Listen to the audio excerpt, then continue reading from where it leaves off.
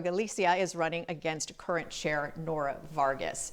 The San Diego County Board had a bit of a turbulent last year, you could say, with the resignation of Nathan Fletcher and then the special election to fill his seat.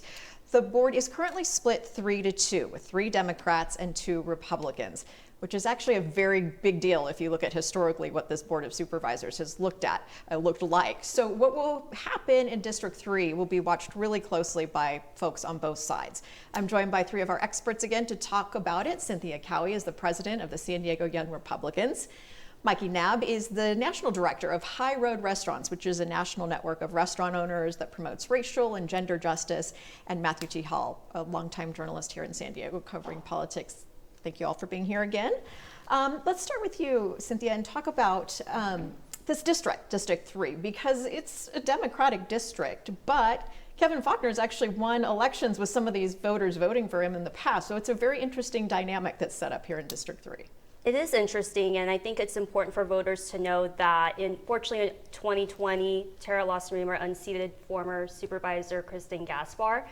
So that does come into play because it was formally competitive. But I think with former Mayor Faulconer running, it does give Terra Lawson-Remer, run for money because he has had experience with voters voting for him when he represented at the city council level and also at the mayoral level. If we kind of just take a bird's eye view, Matt, at this matchup. It's an interesting one for a lot of reasons. Mr. Faulconer comes certainly with name recognition in San Diego, but he also comes with a little bit of baggage politically, wouldn't you say? A lot of baggage. I mean, homelessness kind of got bad on his watch, got worse under his successor's watch, and I'm sure he'll be pointing to that. But you've already seen signs around San Diego that say Faulconer stands with Trump. And so that's, you talked about the last election and how Terra got that seat. She got it by tying Gaspar to Trump. That's her playbook. So she's going to do the same thing. So Kevin's going to have to bob and weave and distance himself. But there's because he did say he voted for him. There's a picture of them together. Yeah. There's a picture of him on Twitter/X. I'm sure that'll surface in a mailer or two. So, Kevin has done some things. He certainly has name ID. He certainly brings a lot to the table. But as you pointed out, some of that is baggage. Mikey, what are you looking at in this race? Oh, the same things. I mean, person who voted for Donald Trump and continued to support him after January 6th is not the kind of person I think that the county District 3 voters are looking to represent them at the county level. I have concerns about his judgment, knowing that the county budget is so big, and what Kevin Faulconer did as mayor of San Diego, purchasing 101 Ash Street, which became a huge liability for the city of San Diego. I imagine that would be much worse given such a larger budget at the county level.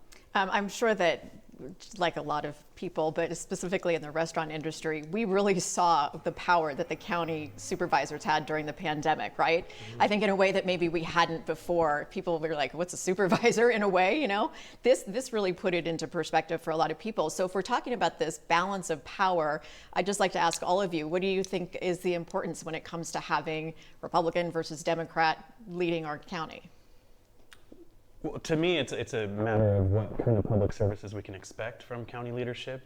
Again, the budget is so huge, and as many voters discovered during COVID, there's a lot of power in the county, and Republicans have shown San Diegans what their leadership looks like, and as Matt said, the homelessness crisis really started to gain so much momentum under a Republican mayor. So to me, as a progressive, an unashamed progressive, I would prefer that balance of power remain on the blue side of things. Cynthia. I would definitely prefer for Republicans to get the majority back, but I think it's something important to note is that former Mayor Faulconer has had a history of being able to work across the aisle, so I think that's something that independents and no party preference can get behind too. Okay, and Matt, last thoughts? Yeah, I mean, Kevin's going to have to thread a needle here. He's a moderate conservative, such as it is, and so he'll have to explain that to people and explain away the Trump photo. And Terra's going to have to run on her record. She has done a lot. It's been a very tumultuous but eventful 4 years, and that'll be part of this conversation too. We shall see and continue to have the conversation until November, I'm sure. All right, thank you all very much. We're going to